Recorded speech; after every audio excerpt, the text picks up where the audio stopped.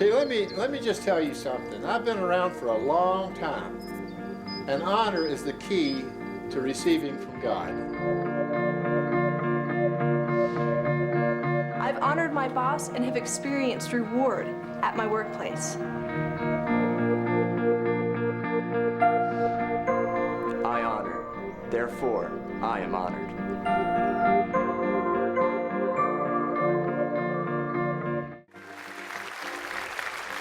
Uau! Vocês devem ser o grupo mais barulhento para quem eu já preguei, sabem? Vocês são demais! Bem, aqui estamos em Colorado Springs, nos preparando para a sessão número 7, honrando os líderes da igreja. Estão prontos? Vamos sentar e entrar na palavra. Amém. Deixa eu dizer isso. Eu só quero alertar vocês, essa será uma sessão muito profunda. Nas outras sessões ficamos muito empolgados, mas nesta sessão eu vou falar algumas histórias bem profundas. E sabe, às vezes eu acho que isso é bom porque quantos sabem que é bom ter uma sobriedade sobre a sua vida às vezes, sabe? Deixa eu colocar assim, eu descobri um dia no livro de Gálatas que Paulo fez uma declaração. Ele disse que a forma de apresentar toda pessoa perfeita em Cristo era exortando e ensinando. Repita, exortando e ensinando. Agora, amamos ensinos. Amamos o ensino, não é? Certo? Às vezes não gostamos de exortações. Quando garoto, o ensino do meu pai não me incomodava. Mas eu lembro que quando a bola corria para o meio da rua e eu ia pegar, o meu pai fazia: "Filho, pare!" E eu ficava, sabe, quase chorando. Mas o seu alerta salvou minha vida. Ok? Então, às vezes temos que ouvir coisas bem sóbrias que vão nos alertar para que não entremos no caminho da destruição. Certo? E a Bíblia é muito clara sobre isso o tempo todo. Então, ouviremos coisas hoje que nos farão refletir, certo? Certo, abram suas Bíblias em Hebreus capítulo 13 e você pode colocar um marcador em Salmos 92. Agora, temos que nos lembrar que o reino de Deus é o quê? É um reino. É só isso, um reino. O que isso quer dizer? A hierarquia, a ordem e a autoridade, correto? Então, dentro da igreja haverá um ponto de autoridade e uma ordem de hierarquia. E esse é um bom lugar para dizer amém. Ao honrar um líder da igreja, estamos honrando a Jesus. Isso é claramente o que Mateus capítulo 10 diz. Aquele que recebe o profeta no caráter de profeta, ou aquele que recebe o apóstolo, ou que recebe o pastor, o que recebe o evangelista, o que recebe o mestre no caráter de mestre, receberá a recompensa do mestre. Então, ao honrar o líder da igreja, acabamos honrando a Jesus. E ao honrarmos Jesus, estamos honrando Deus o Pai. Deus então diz: aqueles que me honram, eu honrarei, e aqueles que me desprezam serão pouco estimados. Isso é 1 Samuel 2,30. Este é o princípio da honra no qual baseamos todo este currículo. Nossa atitude para com Deus é refletida pelo nosso comportamento para com os líderes da igreja. Você não pode dizer que teme a Deus se você não tem respeito pela autoridade da igreja. Eu nunca esqueço, eu estava pregando na parte sul dos Estados Unidos, estava no encontro, preguei sobre ofensa, ser livre da ofensa, e eu lembro de fazer um chamado. Eu disse: todos aqueles que estão ofendidos, por favor, levantem-se. Tipo, 70% do lugar se levantou, foi um chamado massivo. E eu lembro de olhar para todas aquelas pessoas, e havia um jovem em particular que me chamou a atenção. Ele parecia muito duro, mas eu pude ver no meio da dureza que Deus realmente estava fazendo algo nele. E eu lembro que eu disse: jovem, você pode subir na plataforma. E enquanto ele subia, eu fui ministrar a ele, mas pude ver com a minha visão periférica que outra pessoa veio à plataforma logo depois que ele veio. Então eu me virei e lá vinha aquele cara com um rabo de cavalo, e ele tinha o corpo cheio de tatuagens, usava uma roupa de couro sem mais nada por baixo. Ele usava jeans, ele tinha uma barba e ele usava brincos. E sabe, ele tinha uma aparência bem diferente. E eu me lembro de pensar: mas por que ele subiu aqui? E logo eu olhei para aquele outro jovem e ele ficou tenso, rígido. E de repente eu percebi que aquele homem estava atrapalhando o jovem de receber de Deus. Então eu me virei para o homem e disse: você poderia descer, por favor, e esperar com os outros ali? E ele: não! Eu fiquei chocado. Eu pensei: Senhor... Eu me recuperei e disse: por favor, eu preciso ministrar esse jovem, desça. e fique lá com o resto das pessoas. Ele, não! E ele olhava para mim tipo, quer brigar? E eu fiquei ali pensando, por que os diáconos não fazem nada? Então, quando eu percebi que não ia ter ajuda dos diáconos, comecei a perguntar, Espírito Santo, e aí, o que eu faço? E então, de repente, uma informação veio até mim como uma palavra de conhecimento, e eu sabia que aquele homem era o pai daquele garoto. Então eu olhei para ele e disse, este é o seu filho, não é? E ele, sim, é. Eu disse, se você quer que seu filho seja ministrado por Deus, você vai precisar descer dessa plataforma. E quando eu disse isso, ele imediatamente desceu, mas ainda olhava para mim e mostrava os dentes assim. Quando o homem desceu e o garoto viu a forma como eu o protegi, o garoto se abriu de novo, eu ministrei a ele e ele chorava como um bebê. E eu lembro que o resto do culto foi muito poderoso. Bem, depois do culto, eu procurei aquele homem, fui até ele e disse, eu quero falar com você. Então o homem, eu e o pastor fomos ao gabinete do pastor e eu lembro que aquele homem sentado ali, ele estava claramente irado comigo. E eu pensei, eu não vou recuar com esse cara. Eu disse, veja, porque deixa eu dizer o que ele me disse quando disse, não, eu não vou descer. Estávamos na plataforma e 2 vezes na plataforma ele olhou e disse, não, eu temo a Deus, não temo homens. 2 vezes ele me disse isso. Então no gabinete do pastor eu olhei para aquele homem e disse, Senhor, você disse que temia a Deus e não temia a homem, mas eu te digo, você teme a um Deus diferente daquele que está sentado no trono no céu.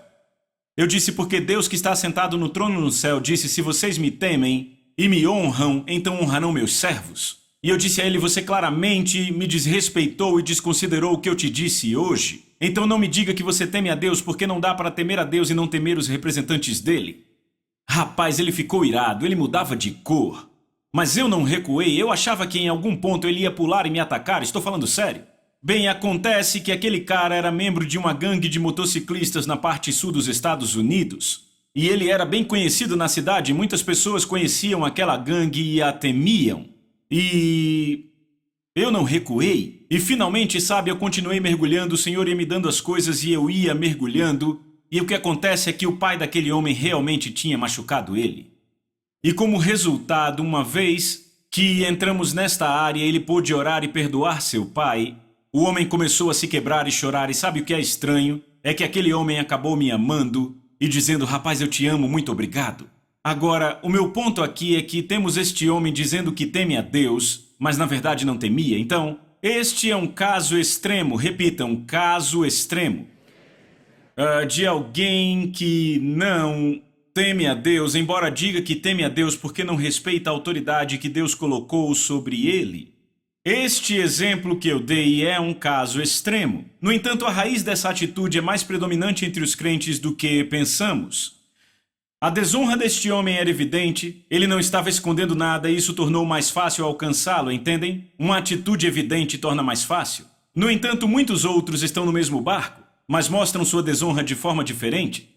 Por medo de serem rotulados como grosseiros ou indisciplinados como aquele homem, eles se mascaram com uma aparência de cooperadores e falam como se concordassem, mas carregam a desonra dentro de si. Ela se manifesta externamente de formas mais sutis. Se manifesta externamente pela forma como respondem às ofertas. Talvez a uma mudança de direção ou às várias solicitações feitas pela liderança. Deixa eu dar um exemplo. Digamos que um líder se levanta e diz, porque já fazem 20 anos que vou a igrejas, já fui a mais de 1000. Digamos que o pastor se levanta e diz, sabem, teremos um culto especial de adoração sexta-noite. Bem, isso não acontece nessa igreja, mas em muitas igrejas. Sabe o que acontece quando tem algo assim? Talvez só 5% da igreja, 10% vai para este culto. Porque é interessante que algumas igrejas têm milhares de membros, fazem de 2 a 4 cultos por domingo e praticamente lotam em todos eles, mas nesse culto de adoração só virão algumas centenas. E quanto ao resto deles?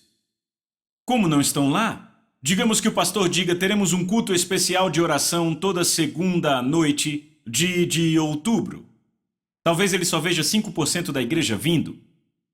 Agora, por que isso acontece? Porque não há consideração pela autoridade do pastor, não há honra pela palavra do pastor. E você pode dizer, John, você está exagerando um pouco. Eu acho que não. Porque deixa eu dar outro exemplo. Suponha que o pastor se levante e fale nessa congregação e ele tem 4.000 membros nela. e todo domingo de manhã tem 2 cultos, com 2.000 em cada culto, e ele olha para a igreja e diz, sabe, nas próximas 4 segundas, em outubro, teremos um culto de oração especial pela cidade, e sabe o que eu vou fazer no final do 4º encontro de oração do mês de outubro? Para todos os que vierem às 4 noites e não perderem, eu vou dar um cheque de $500 mil. Como vocês acham que será a reunião de oração? Não haveria lugar e as pessoas convidariam seus amigos. Estão comigo? Agora, sabe o que é interessante? Jesus diz que há 2 senhores, em Mateus capítulo 6, Deus e Mamon, Deus e o dinheiro. Agora, Deus diz na sua palavra em Hebreus capítulo 13, vocês acharam? Veja Hebreus 13, ele diz, obedeçam a seus guias e se submetam a eles, pois velam pela sua alma. Correto?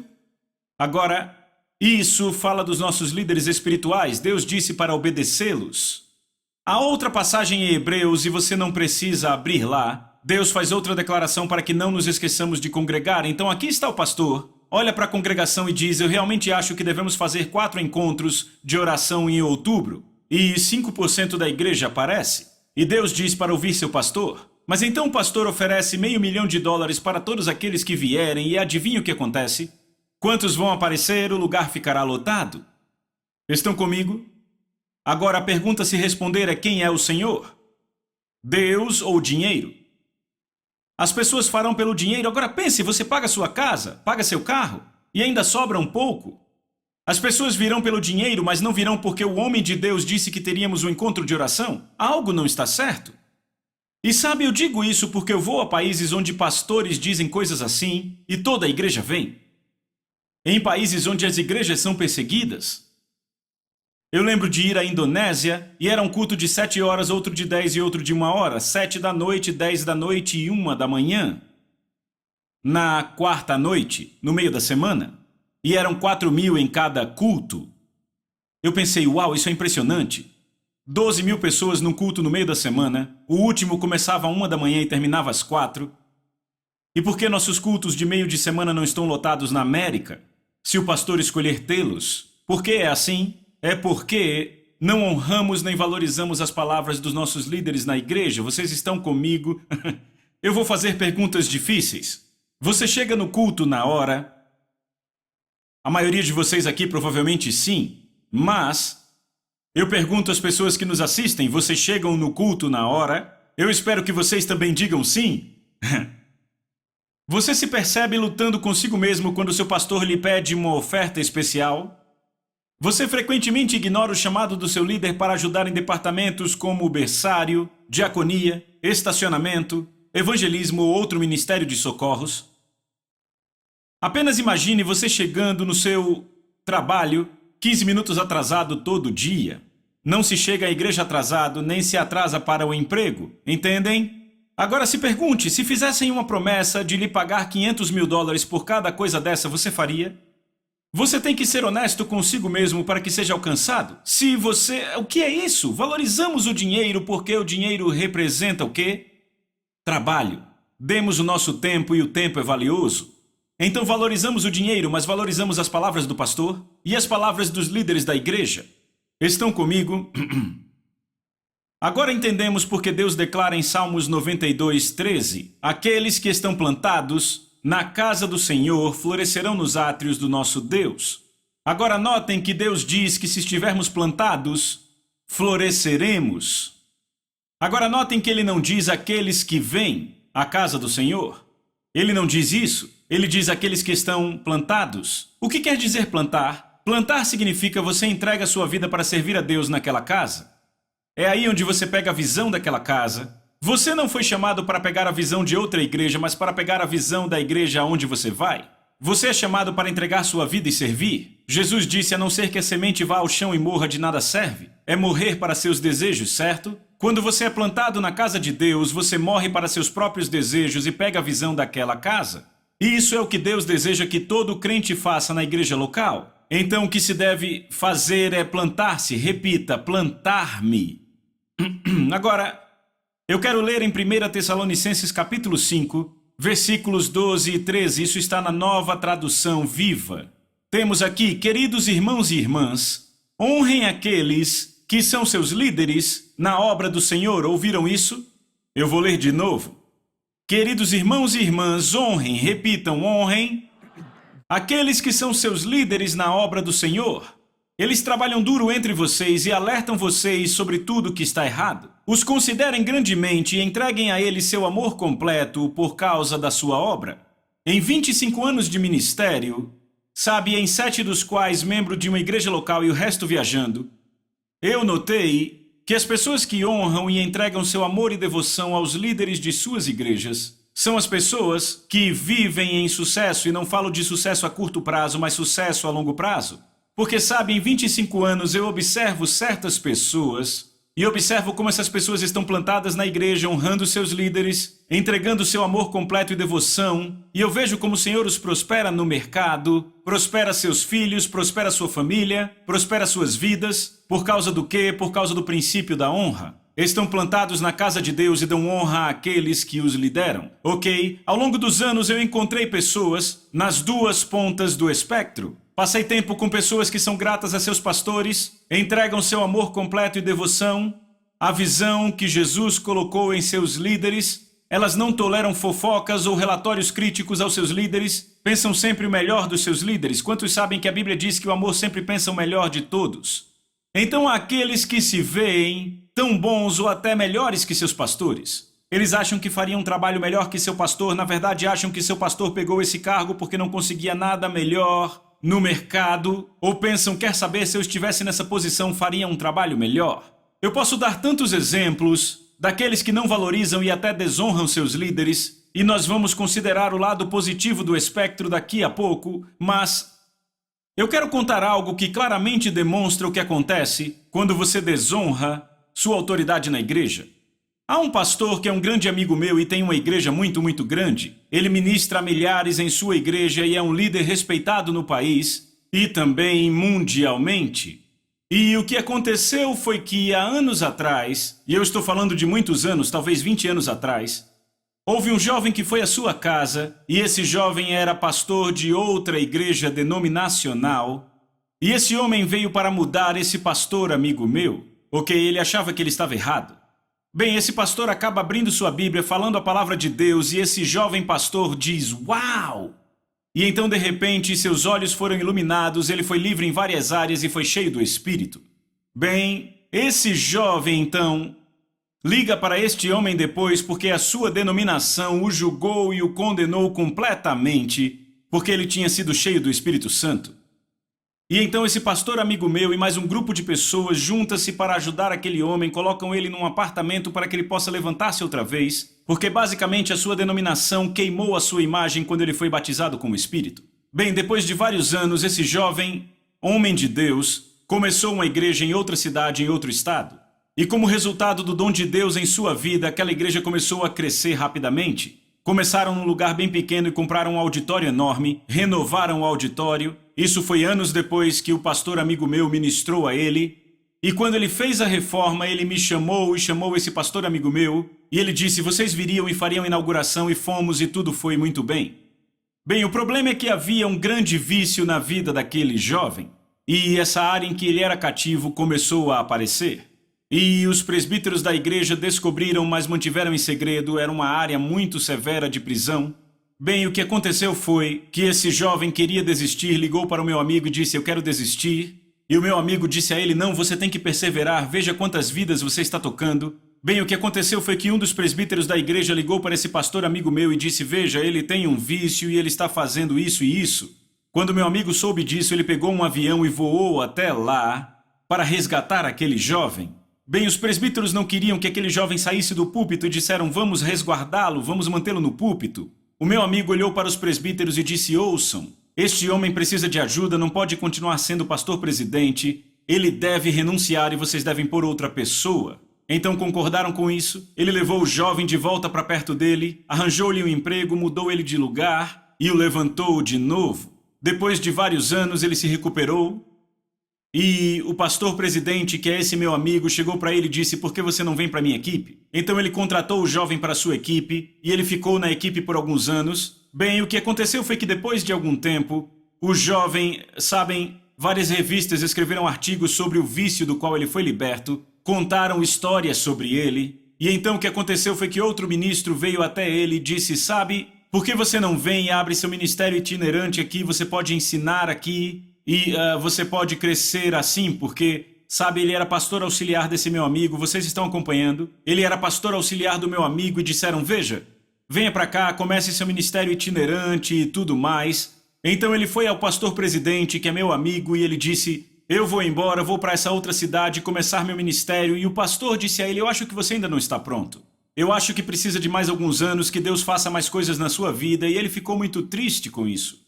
E foi embora mesmo assim. Ele começou seu ministério itinerante e a sua notoriedade cresceu porque ele estava em todas as revistas cristãs. Bem, alguns anos depois eu recebi um telefonema desse meu amigo dessa igreja grande e soava como se alguém tivesse morrido.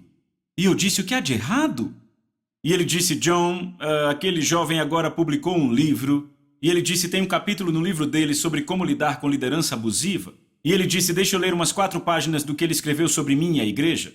Ele leu as 4 páginas e eu fiquei: oh, meu Deus, sabe o que impressiona? Você pensaria, depois de ler aquelas páginas, que meu amigo, o pastor da igreja, era um monstro ditador, ok? Mas sabe, eu frequento aquela igreja há 10 anos e sabe, a maioria da equipe é a mesma nesses 10 anos e eles o amam e o adoram, ok? Então eu sei a verdade, ele não é um monstro ditador. E eu contei a ele e fiquei de coração partido, porque eu sei o que aquele jovem fez e sabe o que esse pastor amigo meu disse? Ele disse: John, eu não me incomodo com esse tipo de pessoas, não me incomoda. Ele disse: o que me incomoda são as pessoas que lerão isso na minha igreja. Ele disse: elas saberão de quem ele está falando, porque essa foi a única igreja na qual ele foi pastor auxiliar. E ele disse: sabe o que ele vai fazer ao meu povo? Semear sementes que vão impedir que eles recebam nesta igreja. Vai machucar a vida delas. E aquilo partiu o coração dele. Bem, o meu coração se partiu também. Eu lembro que um pouco depois disso tive a chance de jantar com esse jovem, que escreveu o livro, e eu trouxe aquilo à tona e perguntei: veja, por que você é tão contra este homem? E ele começou: porque ele é controlador, ele faz isso, ele faz aquilo. E eu disse: não, mas espere aí.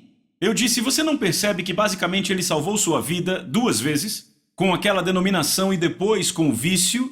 Eu disse: nem me importa se você estava sendo um pouco controlado. Por que você destila esse veneno sobre ele? Eu disse: até Davi honrou Saul mesmo depois de Deus havê-lo julgado. Eu disse: por que você faz isso? Bem, eu fiquei um pouco preocupado e pensei: rapaz, ele está semeando sementes, eu não quero vê-lo colhê-las.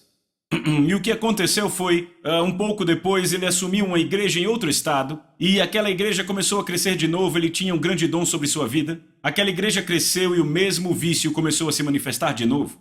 Aquilo devastou toda a igreja e a comunidade. E agora aquele jovem não é mais ministro e continuamos desejando que um dia ele se restaure. Mas sabem, por que eu contei essa história? Eu acredito que nós nos abrimos para um certo ataque se não honramos os líderes na igreja. Se olharmos Davi, ele tinha muito cuidado em honrar Saul, mesmo depois que Saul foi tão desonroso no seu comportamento com o reino. Davi ainda o honrava, mandou que todos os homens de Judá cantassem uma canção para ele depois de Deus julgá-lo. É muito importante manter a honra em nossos corações para com as pessoas que estão sobre nós em autoridade. Você pode dizer amém? Eu disse que seria um pouco pesado e está sendo, mas espero que você receba, certo? Eu vou dar outro exemplo, o homem que me levantou para o ministério. Basicamente tinha uma igreja de 8.000 membros, e ele perdeu a igreja inteira porque casou com uma mulher mais jovem. Ele foi adiante da congregação um dia e disse: vejam, eu vou deixar a minha esposa, decidi não mais viver com ela, eles tinham 4 filhos, e se não gostam disso, a porta está ali. Alguns meses depois casou com uma mulher mais jovem. E eu lembro que a igreja dele foi de 8.000 para 1.500 pessoas no período de 1 ano e caiu para 400 pessoas. E quando esse pastor fez isso, eu já tinha mudado de estado porque havia outro ministro do evangelho que me levou para outro estado em sua equipe, então eu já tinha ido há 5 anos. Mas ainda tínhamos amigos naquela igreja. E aqueles amigos nos ligavam e: não estamos acreditando. Sabe, ele se casa com essa mulher mais jovem e deixa sua esposa, então estavam devastados. E aconteceu que eu comecei a ficar muito crítico no meu coração contra meu ex-pastor.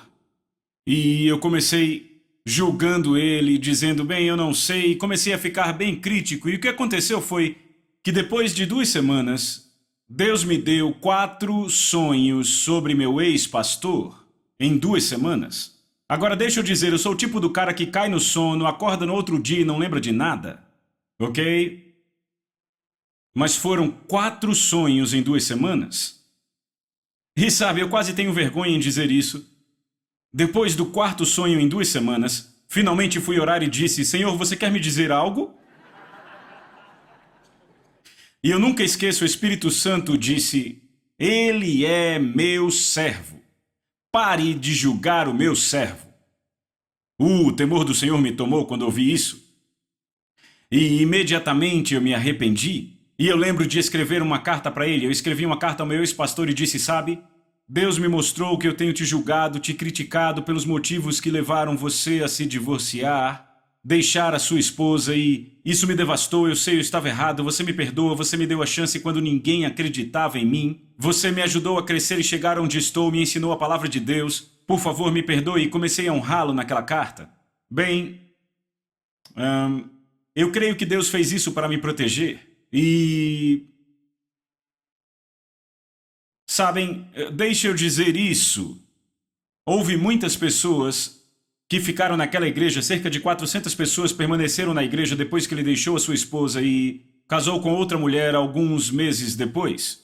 E eles entraram no tipo de ministério pervertido porque diziam, bem, eu vou continuar na igreja depois que o meu pastor peca deliberadamente.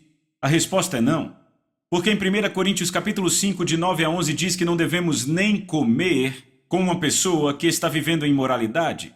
E Jesus diz em Mateus 19:9, eu digo a vocês que todo aquele que se divorcia da sua esposa, a não ser por imoralidade sexual, e casa com outra, comete adultério.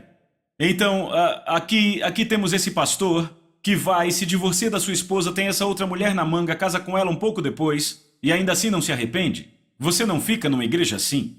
Certo? Porque Jesus disse que se você se divorcia da sua mulher, a não ser por imoralidade sexual, e casa com outra, está em adultério. Estão comigo? Agora veja, outra coisa se o homem reconhece e diz, eu cometi um grave erro diante de Deus. Eu nunca deveria ter me divorciado da minha primeira esposa, peço a todos que me perdoem minha primeira esposa. Sabe, agora ela está no canto dela, o que podemos fazer? Podemos receber desse homem de novo. Mas não houve arrependimento, e digo isso pois ele está na 3ª esposa hoje, ok? Então, não houve arrependimento, ok? Então, o povo deve deixar a igreja, sim, e você pergunta, mas John, isso não é julgá-lo? Não, isso não é julgá-lo. Você tem que entender, há uma diferença entre julgar o fruto de alguém e julgar os motivos de alguém. Ouçam com atenção, porque há tanta... isso é uma coisa difícil, eu sei que é bem pesado falar sobre isso, ok? Mas temos que falar destas coisas, ok? Há uma grande diferença entre julgar o fruto de alguém e julgar seus motivos. Somos chamados para julgar o fruto. Jesus disse, vocês os conhecerão pelos frutos. Estão comigo? Sabe, Paulo até fez uma declaração. 1 Coríntios, capítulo 5, verso 12. Ele disse, não é minha responsabilidade julgar os de fora, os não cristãos. Mas certamente é trabalho de vocês julgar aqueles dentro da igreja que estão pecando desta forma. E ele estava falando do homem que estava vivendo com sua madrasta. Ele disse, vejam, julguem-no. Ele dorme com a sua madrasta. Vocês devem julgar o fruto dele. Veem isso? Mas o que nós não devemos julgar são os motivos. Porque ouçam que 1 Coríntios 4, verso 5 diz, desta forma não julguem nada antes do tempo, até que o Senhor venha, que tanto vai trazer à luz as coisas escondidas das trevas, quanto revelar os conselhos e motivos dos corações. Então Paulo diz, ouçam, eu vou dizer de novo, não julguem nada antes do tempo até que o Senhor venha, que vai trazer à luz tanto as coisas escondidas das trevas quanto os motivos dos corações. Então Paulo está dizendo, não julgue motivos. Deixa eu dar um exemplo para ajudar. Recentemente eu estava no telefone com um amigo e esse amigo é um ministro que estava preocupado com outro pastor em particular de uma grande igreja numa grande conferência. E esse pastor pregava uma certa mensagem. E o meu amigo estava dizendo: John, estou realmente preocupado com essa mensagem, é desequilibrada, pode levar pessoas ao erro. E ele começou a falar dos versículos que aquela pessoa estava usando na conferência e começou a falar pela Bíblia e disse: estou preocupado. E eu disse: sim, dá para ver que você está. Mas então meu amigo no telefone disse: sabe por que eu acho que ele está fazendo isso? Eu acho que ele está vindo com essa nova mensagem para que as grandes igrejas e conferências o convidem. Eu disse: pare bem aí. Foi exatamente assim que eu disse. Você saiu de julgar os frutos dele, o que ele está dizendo, e foi julgar seus motivos. Eu disse: isto é errado. Paulo disse que não julgamos os motivos dos homens, o Senhor os traz. Tudo bem lidar com o que ele está pregando, examinar pelas Escrituras, mas quando você começa a julgar os motivos dizendo que ele está fazendo isso para ir a grandes igrejas, isso é errado. E a pessoa disse: tudo bem, entendo. E graças a Deus ele é uma pessoa muito ensinável, ok? Então somos chamados a julgar o fruto, mas não motivos. Muitos hoje abandonam a igreja porque ouvem rumores de que seu pastor cometeu pecado. Veja, Deus nos deu ajuda nisso. 1 Timóteo capítulo 5, verso 19, diz: não aceite uma acusação contra o presbítero, a não ser pelo depoimento de 2 ou 3 testemunhas. Ouçam isso, não recebam acusação contra o líder da igreja, a não ser por 2 ou 3 testemunhas. O que significa testemunha? É alguém que tem evidência concreta e pode apresentar diante da corte. Não são 2 pessoas que conspiram um rumor, ou 2 pessoas que dizem que talvez viram alguma coisa. São 2 pessoas separadas que têm provas que se combinam. Do contrário, não receba acusação contra líder. Sabe por que Deus pôs isso na Bíblia? Para te proteger. Eu disse te proteger. Na América, quantos sabem, tem havido muitos escândalos no ministério nesses últimos anos. Vamos ser honestos, certo? Então ouçam, o que aconteceu? É fácil para um americano hoje ter uma atitude cética ou esgotada, porque o que aconteceu? Com essa atitude, para eles é mais aceitável ouvir rumores e mentiras sobre líderes. Sabe, é uma coisa ruim, mas as pessoas pensam que porque houve um líder mau, todos os líderes agora serão maus. É uma forma errada de pensar. E sabe o que Deus diz? Ele diz: nem mesmo ouçam uma acusação contra um líder.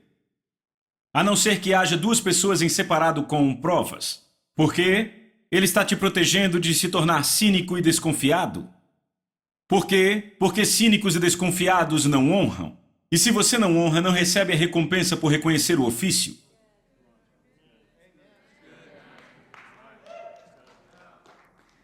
É um bom lugar para aplaudir. O meu coração se parte quando eu vejo pessoas petrificadas, cínicas.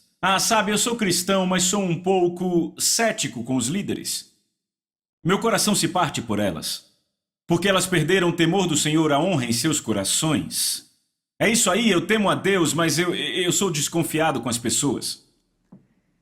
O inimigo venceu, e elas não viram o que Deus disse. Elas dizem que temem a Deus, mas porque não ouvem o que a Bíblia diz, e a Bíblia diz para pensar o melhor de todas as pessoas.